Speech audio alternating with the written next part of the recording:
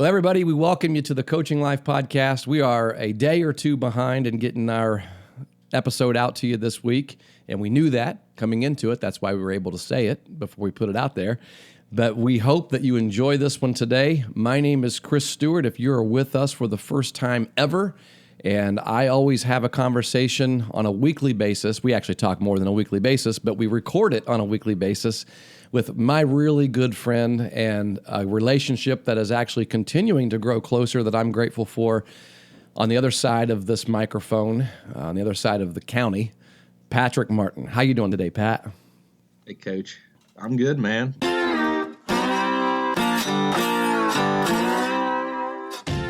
Today's a good day. It is a good day. Yeah. All you Browns fans, today's a good day. Always got to... Is that what you mean? Or is that something? Well, I am. Yeah, I took some subtlety. Coaching Life Victory Monday. Because not only did the Browns win, but the Cowboys also won. The Cowboys did win. Yeah. It's bittersweet because I really like Dak Prescott, and he's a good dude. But that didn't look good. His injury is probably going to set him back as much as I would say it set back Alex Smith. He's younger than Alex, so hopefully that. We'll just have to see. Who knows? It's hard to speculate. Hope that's not the case. But the one thing that I noticed about that, and is really, I don't know. It's just one of those things that you're like, wow, is so many players across the league where,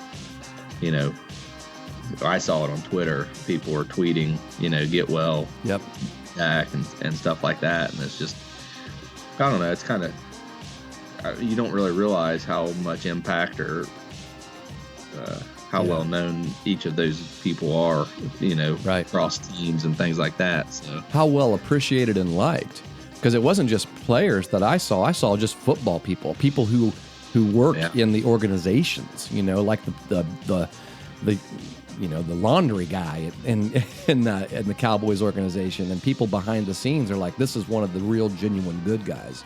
Whether you've always liked the way he played or not, this is a guy we root for. And I just, you learn a lot about that. And really, to be honest, when they brought in, Andy Dalton now is probably one of the best backup quarterbacks in the NFL. So Dallas is going to not have to take too big of a step back, I don't think.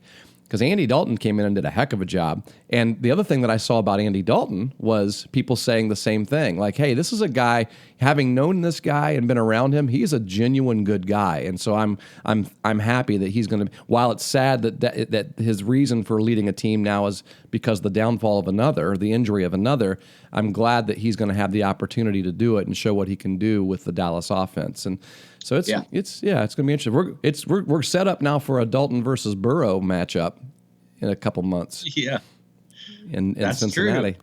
Yeah. You texted me that. I didn't even realize what you were talking about.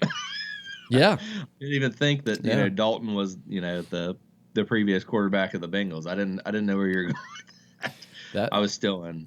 Yeah, I don't know how big of a deal that is, but it's just kind of an interesting thing, that he's going to go back into Cincinnati as the starting quarterback of the Cowboys, right. Yeah, maybe some people might make it a big deal, but it's really not. It really isn't. Yeah. The Bengals made a decision to change gears, and they drafted a kid that. Bengals have a lot bigger deals on their plate right now than worrying about Andy Dalton coming back into town. All right. Yeah, definitely. Yeah. Lucas wouldn't agree. Lucas thinks everything's just fine. I chatted with him last night.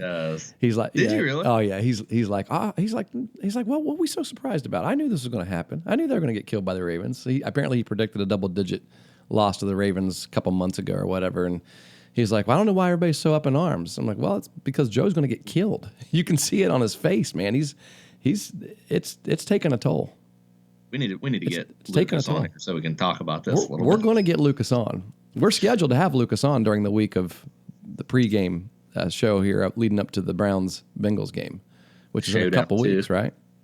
I looked up tickets for that game, Pat. $150. You and I want to go. Are we allowed in? Just anybody? I guess if there are tickets available, you can buy them. Yeah, I believe so. I saw several people from Athens tweeted pictures of themselves at the very first game that they were allowed to go to. I mean, just general people, weren't family members or anything. 150 isn't bad. If you're one of the 12,000 people, the first ones to buy a ticket, I'm assuming that you can get in. But honestly, I care less. I'd rather watch the NFL from my living room, to be honest. I mean, it's a neat experience, but yeah, I think in general, I would agree with you. You have a better view. You don't have to battle the elements. But I got better food that's cheaper, and I can flip over to watch. I don't watch one game ever, hardly. Yeah. I flip back and forth, and you can't. Yeah, I get it. It's a neat experience.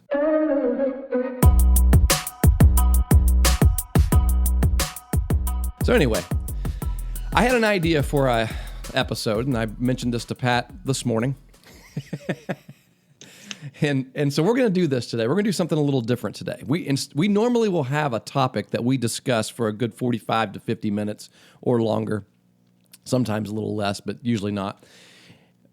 And today, instead of having one topic, I said, what if we, I said, because I've had a lot of things that come up throughout the weeks that, during the week when we're not talking together that I think about, like, oh, that'd be a good podcast episode. Oh, that'd be a good podcast. But I forget to write it down. And so I want to make sure that I start like jotting these down, like in my notes in my phone or something like that. And I thought, what if we just took a few minutes and did some like, hey, FYI, you ever do, like, someone sent, I send a lot of emails. I pass a lot of emails along to other people because I'm the middleman in a lot of way where I work. And so I end up forwarding a lot of emails, and I just basically put in the body of the email, FYI, ... And then, they know to look at the statement below. Well, what if you and I had some FYIs that we just wanted our listeners to know, just a handful of things, random things. They don't have to be related at all to one another. It's like switching gears. We go to a commercial and come back, and we're talking about something completely different. We're not really going to any commercials. We haven't sold anything yet. But do you have a handful of FYIs that you'd like our listeners to know, Pat? Well, the way that you present that is a little different than I some might. Well, some might. I don't care. It doesn't matter. You go with whatever you prepared for, because that's what it's about. Well, I will. Some might be deep and significant, and other ones might not be. They might just be, hey, FYI. Yeah. Well, I've got a lot of things like that. I think you could touch on a lot of things, but there's been some things that well, you started. I've just stopped myself thinking over the past couple months, I think, and being able to watch my kids play fall baseball and watch my oldest son Jake play his first year of football. Which, by the way, if you don't mind me interjecting, your son Jake, for his first year of football, he's a stud. He is. You guys out there, well, it's his little brother that listens, right? Not him. Yeah. That's right. He don't listen. So Jeremiah's not telling him, but he's the quarterback of the Megs Marauder middle school team, combined 8th grade and 7th grade, right? But he's technically a 7th grader.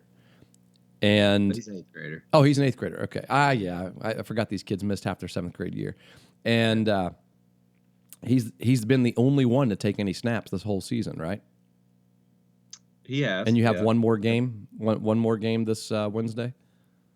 Yep. And final game. He plays.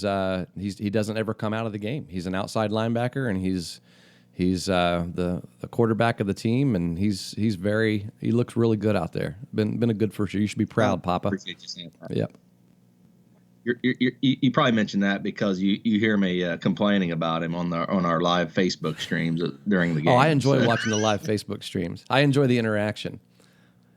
I think I like watching Facebook live streams better than going to the game in person because you're interacting with a lot more people than you are normally when you're there. It's funny that you lead into that because I think it gives me another FYI, but it's I don't know a lot about football. I'm a Browns fan, and I'm a fan. I'm a football fan. It's been really fun and enjoyable to watch Jake play, and kind of, we're talking more about football now than what we ever were before. Mm-hmm. He's kind of more interested in the game, and we've been watching in the living room here and there different games on Sundays and things like that. So we're talking more about the game and stuff like that. So it's been enjoyable. I think that's a decent FYI, not one that I had prepared, but maybe something everybody could try, to try to get to that point where, the sport that your kids play, or the activity that they do, or whatever competitions that they're in, isn't always about them and how they perform, but sometimes it's just about a mutual love of the game that they're playing, and being able to share that and experience it with each other. I think that's something that I'm pretty grateful for. Yeah. Going through this fall, so it's been pretty fun, and it's been in the same regard, Jeremiah's been interested too, because he's went and watched his brother play and stuff like that. So he's been into it too. So we've been throwing a lot of football outside and stuff like that. So it's been a really good time for the family. But I was going to say something to start us off here, that kind of talking about Dak Prescott and the way that he's seen across the league, it kind of leads into that, or segues from that, and it's the FYI is be intentional about the type of people you surround yourself with. And this is, I would say I would speak more towards, younger athletes, high school athletes, maybe. I think it's something that we don't think about a whole lot when we're playing sports. I'm not for sure I thought about it when I was in high school playing, or junior high, but what I do know is that as I've went through life, I've recognized that I've been very blessed with the people that, not necessarily that I put around myself, but that God put around me, however you want to look at that, people, they were just there for me. And I've been very fortunate in that regard to have people around me to motivate me, to encourage me, to be there and to celebrate my successes, and to help me through my failures, and at the same time I to share those same that same relationship with them when they went through successes and failures. And I think the key to what I'm saying here is, there's people in the world that motivate you to be better, but there's also people in the world that demotivate you, and that can take away from that drive, and stunt your growth as a person, and as whatever role you're trying to fill. So there's a lot of things, there's a lot of ways that you can think about this, and there's a lot of approaches you can take, but sometimes it's really necessary just to sit down and think about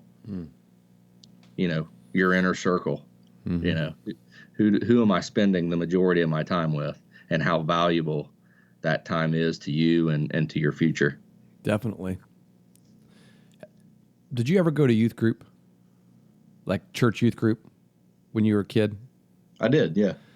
Well, I did too. And one of the things that I remember from those youth group days, which, by the way, there are hundreds and probably thousands of lessons I didn't remember, but every now and then something happens and it sticks. And one of the lessons that I remember was an illustration that my youth group youth pastor gave, and it's probably wasn't original with him, I'm sure. It probably happened in hundreds of other, you probably have seen it or heard it as well. He had a whole group of people standing around this little, like sort of a small table in the room, probably a 3-foot high table. And he said, all right, Chris, stand up here on this table. So I was the volunteer, stood up on the table. And he said, now what I want you to do is I want you to try to pull.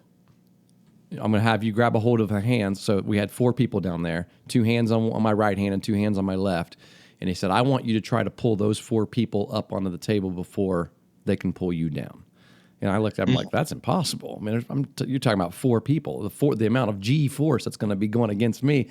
And so I said, all right, so 1, 2, 3, and I went right down. So he said, okay. So then I tried it with 2, so 1 on each hand. He's like, okay, now try it. I'm like, it's still impossible. I said, you give me one of them. Give me that little girl over there. I'll pull her up before she can pull me down. So there's a little girl that weighed half what I weighed, and I didn't weigh a lot. So I'm up there, and I'm like, okay, I got this now. And he said, go. And I pulled, and she went into the table, and then she grabs a hold of me, and she pulls and pulls and pulls. And before you know it, I fall down. I fall down off the table. And he said, so here's the point. It might be kind of corny, but here's the point. It is always going to be a lot easier for someone to pull you down than it's going to be for you to pull them up. And it multiplies when you add another person to it. It gets a lot easier for you to get pulled down the more bad choices you make in terms of who you hang out with. He said that little girl there shouldn't have been able to pull you down, but it's when you talk about the leverage that she has underneath, and she's pulling down and you're trying to pull up. We always think that we can save people. We always think that I'm hanging out with this person because I'm the missionary here. I'm going to save this person. I'm going to help this person. And a lot of times, regardless of how strong you think you are, you get pulled down. And it doesn't mean, there's a fine line there between, in that as well, because people who have a bad rap in life need good influences in their lives too in order to turn themselves around and change. But I think that's where the numbers come in. The numbers, where it's not just you alone. You have other good people around you that you can that can hold you accountable, and you them. And then it's not that you gang up on the bad kid, right? But the whole idea, that's not at all what I'm saying. The whole idea here is that it's just you got to be careful. The proverb writer says in Proverbs 4:24, guard your heart, because out of it flows everything else in life. And we got to take that to heart. Literally guard it, guard your heart, guard your soul, guard who you are, because if you, whoever you let in, you're going to start behaving the way they behave. Yep. Good stuff. It's good FYI, Pat. Good FYI. Thanks. Yeah.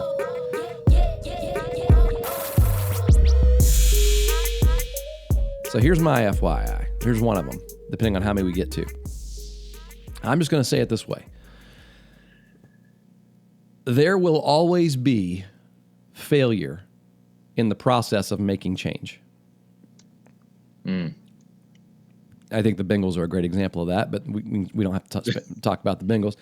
But let's bring it to home, closer to home. All right. So let's say this is actually something that I've been having to explain, or choosing to explain, not necessarily having to explain, but I've seen, like last week, I had I work with kids on a weekly basis. So 5 kids every Wednesday night, I work with them on pitching, giving them pitching lessons, pitching instruction.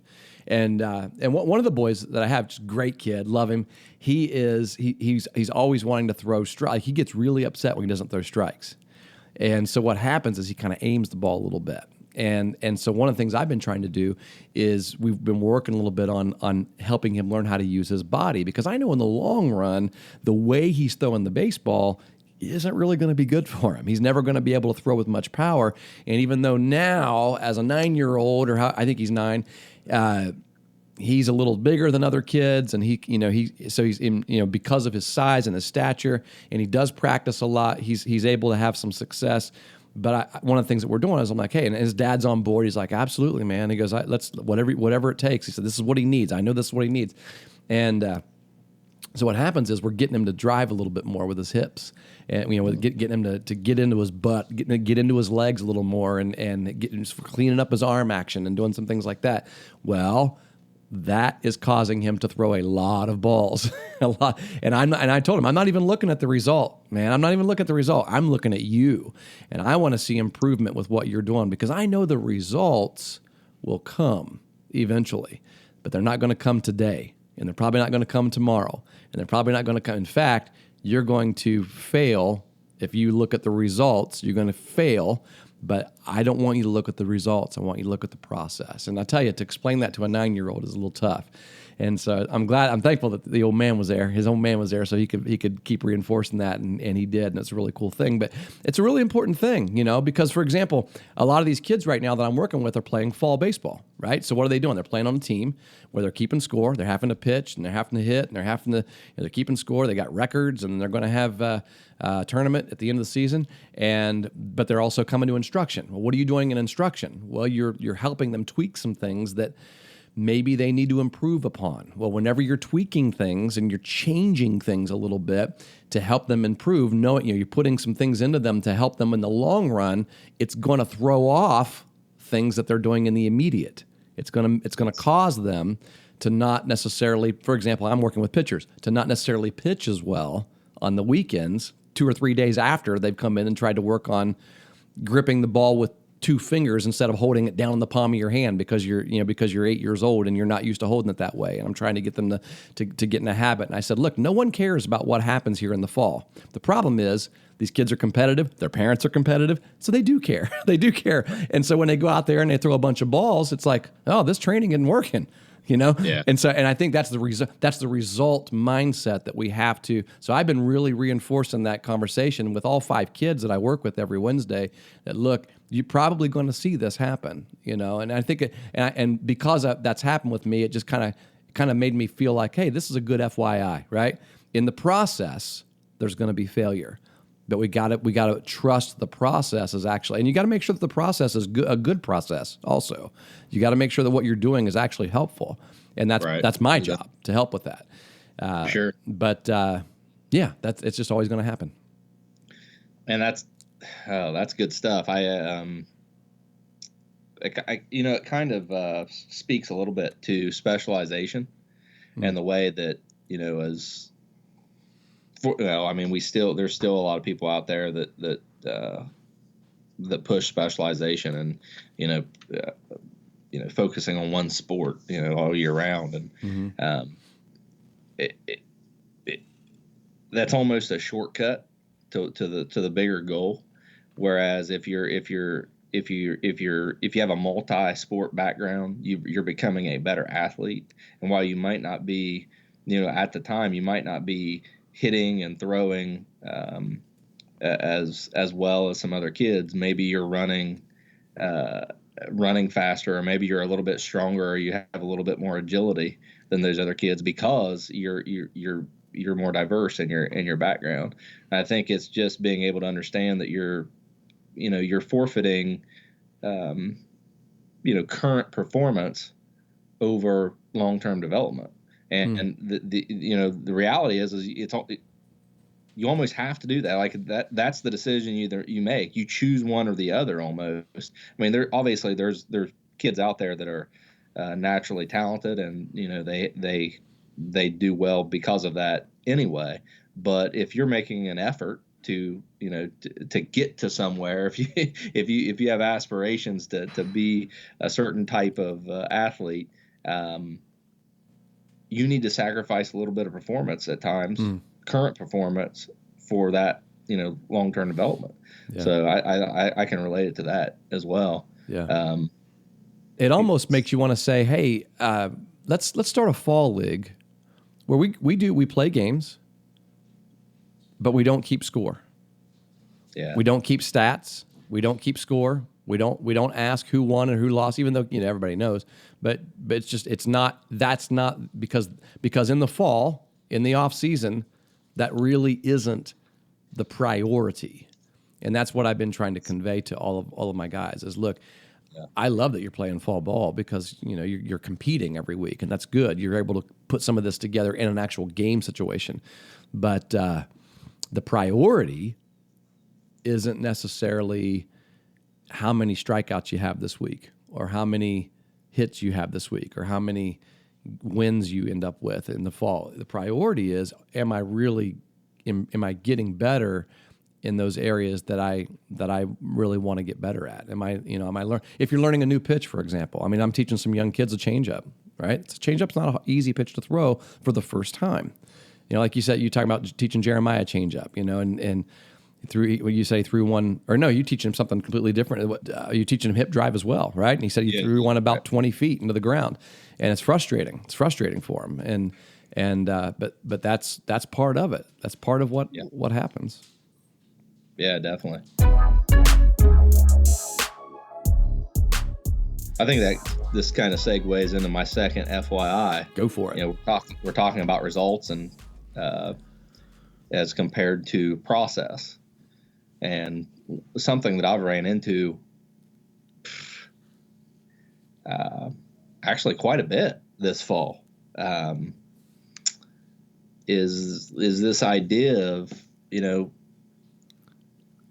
it kind of sounds superficial, and maybe it is, it is, because it really doesn't matter. But I see a lot of players looking across the field and wanting to prove themselves to their opponent, or to, maybe to fans or something like that, on the other side of the field. And I thought it was odd, because when I was thinking about this, I didn't expect it to happen. But LeBron James was on in his post game interview last night after the Lakers won the NBA championship. He said he was talking about how everyone wanted respect. Yeah. And he wanted his respect. And I wondered who he was talking to, right, when he said, I want my respect, because I don't know who doesn't. Right, exactly. Obviously does he want to be known as, does he want everybody to say he's the greatest player ever? I don't know. I'm not really for sure what that means. Yeah. But what I see is, I see this hindering a lot of young players. And it's like we're, like you say, Coach, we're playing fall ball, right?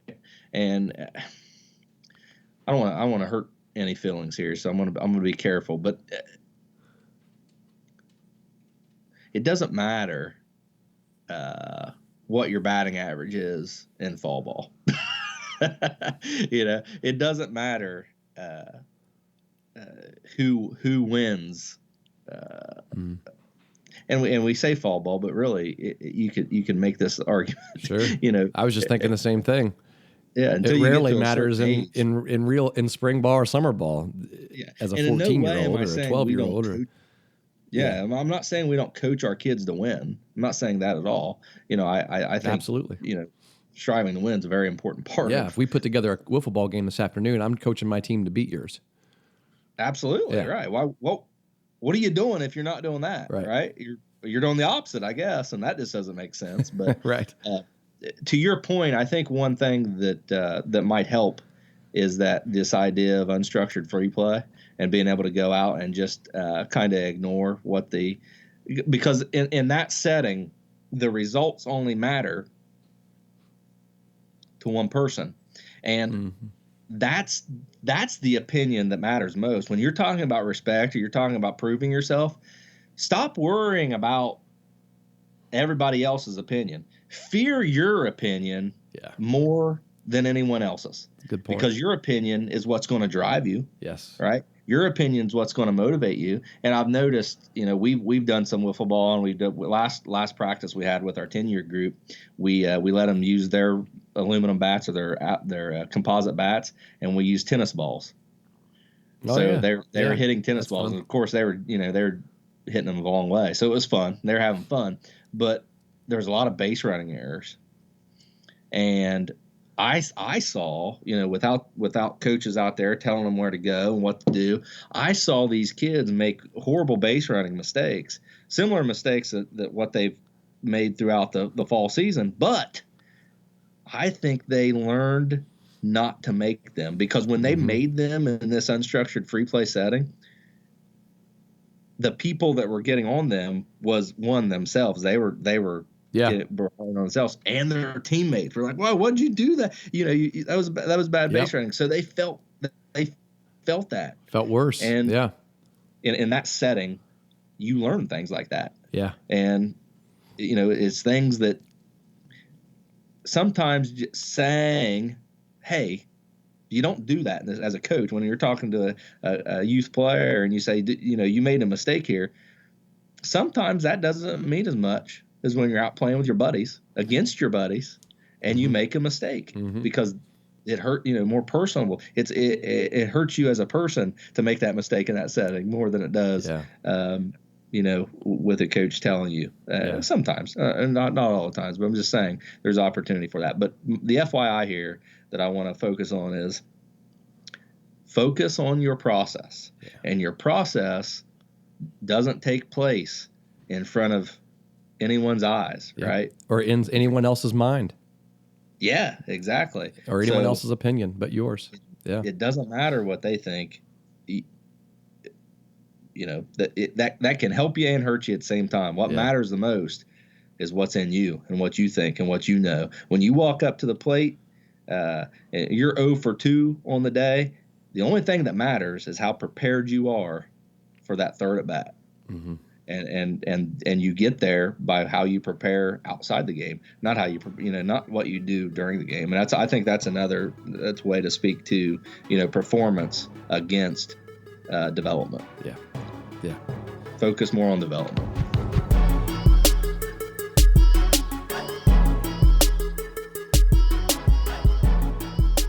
Hey, FYI, the original intent of travel ball was to make kids more competitive, not to provide more opportunities for those that just want a different experience.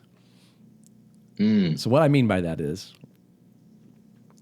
you used to have to compete for a spot if you wanted to play travel ball.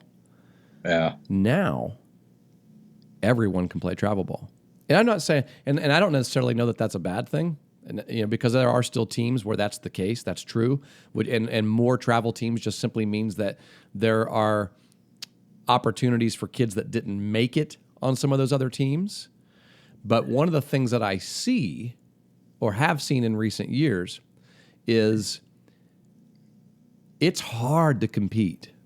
It's hard to make a team and have to continue to compete for your spot every day while you're on that team, and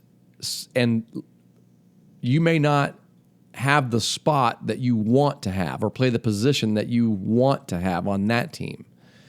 And when there were only 5 travel teams in your region, you had to suck it up. You had to fight harder, or you had to learn, I may not be the best person for that spot. I need to learn a different spot. So what's happened in this, in this world of everyone plays travel ball, is if I don't like my role on the team that I played on this year, that's all right. There's lots of other teams out there. I'm just going to try out for another team next year, and I'll play the role that I want to play on that team. Or more likely, if I don't like my kid's role on the team they were on this year, then my kid will play for another team next year, and I will like that role a lot better. Let's be really honest. I may not have any more to elaborate on than that, but that's an observation that I've noticed, especially with the growth of the travel system, that it's almost like I hear a lot of. And I know there are some experiences that are just bad experiences, and you probably should leave that team and go try out for another one. I'm not saying everyone's situation is the same, and I don't have anybody in mind in particular when I'm saying this. I mean, this is absolutely not a. I know that I'm working with baseball players every week, but I have no idea who these kids are playing for the most part. I've asked them, but I don't know how long they've been playing for them or whatnot. So I don't have anyone in particular that I'm thinking about. I just know that in general, this has happened and it's happening. And it just means that kids are competing less for their spot. And it's just not a good thing. It's not going to help. It's not going to benefit them. It's not going to benefit their team.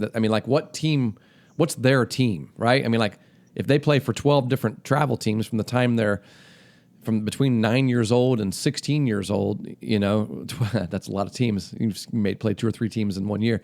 They say they played on 5 different travel teams between the time they were 10 and the time they were 18. Which team is theirs? Right. And so how is that helping them? So, you might say, their team is their high school team. So we're really working on getting them better for their high school team. Okay, then stay on that one team and make them fight and compete his butt off to get better so that he can really help his high school team then. I don't see that. I don't see the competitiveness taking place as much as I do just, it's okay. We'll just try out for another team. Well, tryout's not supposed to be easy. Yeah. Yeah, I would say there's definitely a certain allure to that word travel ball. I would ask, what is your purpose? What are you trying to accomplish? Because, we've talked about this before. One of the things that you sacrifice to be on a travel ball team is you sacrifice time. And you're going to be playing a lot of games, and you'll be playing against, in most cases, better competition, which is I believe that's valuable. I think that if you play against better competition, it makes you better. I do buy into that. I'm not for sure. There's got to be a threshold to it. I know I've read some studies that really you want to fail 30% of the time. If you're not failing 30% of the time, you're not being challenged enough in what you're doing. So there's a threshold there somewhere, but yeah. Why are you doing it? What's the purpose? And can you accomplish your purpose in other ways outside of travel ball? Because what you're going to experience in travel ball is you're going to play a lot of games. It's going to be challenging. You're going to have, it's going to challenge your endurance as far as parents and as kids. You're going to be, you're going to be traveling. You're going to be driving to games and probably every weekend through the summer and stuff like that. So is the experience that you're getting and the value that you're getting from that experience better than your alternative options? And obviously everyone has to answer that on their own, but it starts with understanding what you're talking about in why do we do some of the things that we do, and what do we really want to get out of sports? Mm-hmm. And the situation that you described is actually, I would say it's definitely happens, and it's a failure really, because it's not reality. It's not it doesn't prepare the kids for life, because in life things don't come easy like that. You just can't, you just can't stop doing something or because you don't like your role and easily go find your other role. Sometimes you do, sometimes you get lucky and are able to do that, but most of the time it's not that simple. It's not that easy. And you have to fit into your role. And I wonder if it's things like that keeps people from being successful in life, because it makes things hard. If that struggle isn't there, then you're not able to recognize that struggle. If you don't experience struggle as a kid and be able to overcome that struggle or work against that struggle and survive that struggle, and then as you become an adult, how would you know how to handle it then? I think it just it stacks on top of each other. And I think too often we assume that we confuse a struggle, like a struggle to have to compete for something that you really want or that you really would hope to have, as someone not being fair with us. Yeah, I think we confuse. I don't know that we confuse it. We just wrongly assume. Yes. Right. And that's usually that typically is the case when it comes to sports. Is that someone in your family, it may not be the kid, it may be the parent, is assuming that they're not being treated fairly. And the fact is, maybe they just need to compete a little bit harder to earn that spot, to win that spot. I cannot believe that every coach in America who doesn't play your kid is not being fair to your kid. Right. Sometimes it happens. I get that. There are some bad coaches out there. But the reality is the majority of coaches want to win, and they're trying to put the best possible kids on the field in the situations to succeed as possible. Maybe their judgment's poor, but it doesn't mean that they're just being unfair. It just means buckle down and compete for it. Yep. Absolutely. Yeah. And I'll say this is related to it. The grass is not always greener. Sometimes we just leave because we see a better situation from the outside looking in. And when we get in there on the inside, when we make that new team, we realize pretty quick, there's a lot of struggles here too. There's a lot, and it's just always going to happen. Always is going to happen. Absolutely. Yeah. Because just the thing that we're talking about there, the people that will move their kid from a team to another team because they've been treated unfairly, they're probably coming to the team that you're going to too. Exactly. To your team too. So the reason there's an opening on this new team is because someone felt the same way you did, and they left as well. That's exactly right. Yeah. And we've talked about this before, but it's just an opportunity to strive in a situation that's unfavorable. And we had a 12U game this weekend, and our pitcher was struggling a little bit, and he's good ball player, very good ball player. Pitches, catches, he plays shortstop. He can play anywhere. Hits well. He's already hit, I think, 3 or 4 home runs this fall. He was struggling, and I think we had runners on second and third with 1 out or something like that. And I went out to the mound, and I was talking to him. I said, "Look, this is perfect. This is exactly where you want to be. You want to be in a challenging situation like this. You don't want this to be easy. You want to feel this struggle. You want to feel the pressure. This is something that, in this situation, you're probably going to feel this again at some point in the future. If you're not, you probably when it's stop more playing. important. Yeah, you're going to feel it someday when it's more important and the stakes are higher, and you need this right now. Yeah.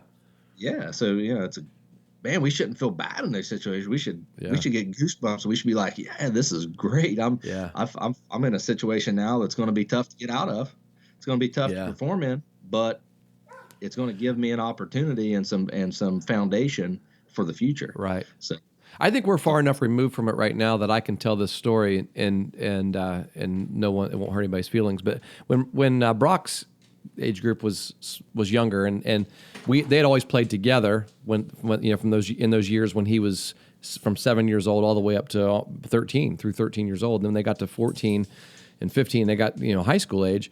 One of the things that I actually recommended to them, and there were a lot of reasons why I recommended that they all try out for separate teams, but as their high school coach, as the one who was going to be their coach in high school, I recommended that they do that.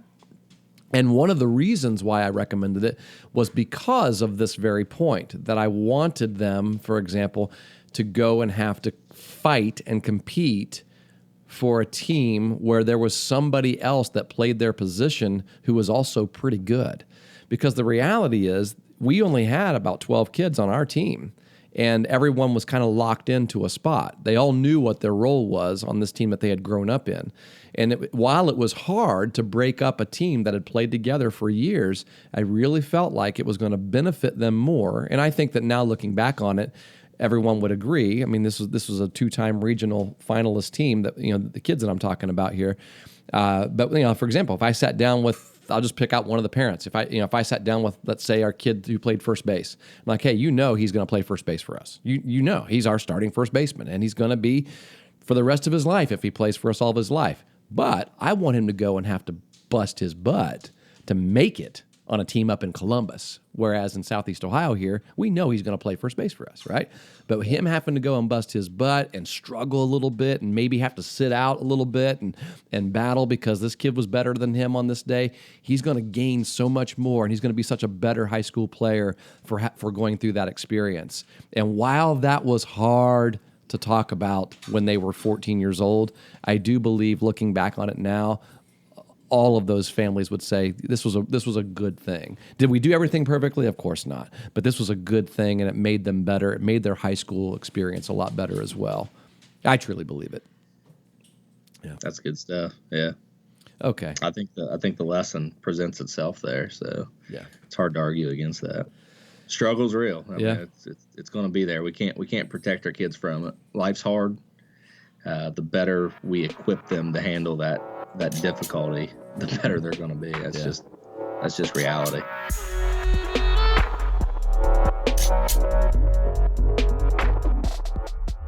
You want to do another one? You want to do one more? Yeah, I'll do one more. Go for it. I help. I coach my oldest son's fall ball team, and I'm an assistant coach for the 10U team that my younger son plays on. And I've coached my kids for a long time, and so we have a certain relationship that has developed over time, and we communicate with each other in certain ways that that it just happens. It kind of happens organically, that you just figure it out as you go. But as the coach, I've always experienced this pressure of needing my kid to do to go the extra extra step and need him to kind of prove that he was worth the spot that he was filling. And I guess that kind of speaks back to my last FYI. I've stopped trying to prove things to everybody else, but right. I got some really good advice that I want to share, not just to coaches, but to parents. And I know exactly how parents feel when they're watching their kids play, because I've been there, and I know you have too, Coach. And we have a tendency to want to talk, and I think at a very fundamental level, it's because we're concerned, and we care, and we want to help them in some way. If it's not to perform now, it's to help them be to perform later, not just in sports, but as people. And we always are able to justify a need to say something. And some advice that I got recently, and I think it's really good advice that everyone needs to hear, is that we have all kinds of opportunities to correct our kids, to talk to them about things that they did well, to talk to them about things that they did wrong, to talk about things that they could do better. We have all these opportunities, and it's not just in sports. I hope as parents we're not just taking the opportunities that we have in sports to correct our kids or to try to help our kids, because there's obviously more important times that we need to be focused on than just in sports. But in this context, it's in sports. And the advice that I got was basically, sometimes, regardless of the situation, it's good just to not say anything, just to let what happened happen and move on. And for me, it was a trying piece of advice, because it was a situation that I wasn't happy with, and I felt like I was very justified in the way that I was handling it. But one of my buddies, and a guy that I played with in high school, and a guy that I have a lot of respect for, just called me over. He said, "Hey, listen, this is going to be hard to hear, but I've been through it, and I want you to know that one of the things that I learned is, sometimes it's better just not to say anything at all. Just give them some time to think about the situation on their own, and let them decide the negatives and the positives from that." And I feel like it was invaluable, and the further I get from it, the more that I appreciate it, and the more that I think it's going to benefit me as a parent, as a coach. Just being able to know that, hey, we've talked about before about overcoaching, right? And maybe sometimes we just need to be intentional about not coaching at all. Yeah, over-speaking, yeah. At the time when you first got that word from I would call that a friend. I mean, that's a good friend. Someone who trusted that you trusted. I mean, they trusted that the fact that they felt like they had a good enough relationship with you to speak into your life like that. But even still, did your initial response become a little defensive? Like inside, like your initial response is, but absolutely, I said it. Everybody, I pointed it out. I said, well, look, I mean, look what happened. That's ridiculous. He ought to know better, right? Someone's got to tell him. Yeah. That's exactly. I mean, and he's like, yeah. And this is something you deal with too. He's like, yeah, that's kind of what all the kids out there are doing. That's kind of what's happening to all of us. And I use the old, well, yeah, but that's my kid. I don't want that. Yeah. Right. And he said, he knew, he knew he knew how I was feeling. I think he knew how I was going to respond and how I was going to feel to the advice, but. I'm glad he thought, enough of me to know that I was going to listen a little bit and at least consider it. And it is something that I did, and I feel like it's been a positive thing. And it's something that I'm going to use going forward. I think there's times, not all the time. I think I mean, if coaching wasn't important, what are we doing here? So I think coaching is very important and through all walks of life. But I think to just taking some time and sometimes just saying, hey, strategically, I'm just going to let this one go, and we'll let it play out, and let them figure it out on their own. Sometimes the best thing that you can say is nothing at all. Yeah, the best thing you can do, the best way you can respond. That's good. Yeah, that's really good. I actually wrote one down that is pretty much, it goes a lot right along with this, and it's harder to be complimentary than it is to be critical. Being critical comes really natural to us, and it's the first thing that we often think about in any situation, whether it's regarding sports or just life in general. But being complimentary to someone, you have to be intentional to do that. Yeah. You actually have to plan that in a way in your mind. It may not be like you're not sitting there making a huge plan, but you actually have to be intentional to be complimentary to someone. Whereas I think being critical comes really natural to all of us. Yeah. Well, I think critical is driven easier by emotion, and especially in sports, and especially in the game of baseball. My goodness, baseball is just a game of failures. You screw up all the time in baseball. Bad things happen, every inning. So, when you're when you mix emotion with that environment, that setting, it's very easy to start pointing out flaws and pointing out mistakes. And the irony in that is, a lot of the times you're the one making the mistake by doing it. Yeah, very ironic. Very much so. Man, I enjoyed this little popcorn topic thing. Yeah, this was good stuff. I'm glad we had it. I've got one more to share with you here, though. Okay, good deal. So you're gonna have to share this with your wife, Chastity. Okay. My family has made a declaration. Okay. We're doubling up on the Christmas spirit this year. Oh, no. I told him, I said, hey, here, I got an idea, guys. Since this year has been since March, this year has been just crappy. We had stuff taken away from us, and, the joy has been challenging to find, and you had to really choose to be intentional to find joy in a lot of circumstances. So I tell you what, here's something we can control. We can control what we do for Christmas this year. So we're going to double up on the Christmas spirit, the Christmas decorations, the Christmas baking. Well, maybe not the baking, but my daughter Kayla, yes, the baking. Yeah, but no, that's what we're doing. So I want to challenge you. I want to challenge the Martin household to double up on the Christmas spirit this year. Can your wife hear me? You have to relay it to her. You're looking at her right now. I can see it. What did you hear, Coach Stewart? We have to double up on the Christmas spirit this year. Double the. Did you hear? I did hear that. In fact, I'm going to crank that volume up when we edit this podcast later, so everyone can hear it. Maybe we could do like maybe we could have a Martin Stewart family Christmas. Oh, there you go. And everybody except me does all the work. Does all the work. Or maybe I just won't come. How about that? Figure something out. Yeah.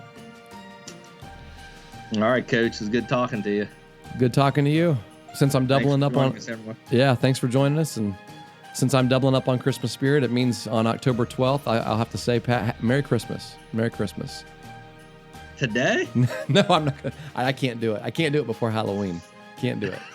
Yeah. But you wait. We're gonna have more lights this year, more decorations inside. It's gonna smell like Christmas in here. All right. Okay. I can't wait. I'm excited. There you go. All right, man. Yep. Good talk. We'll talk to you later. Talk to you later.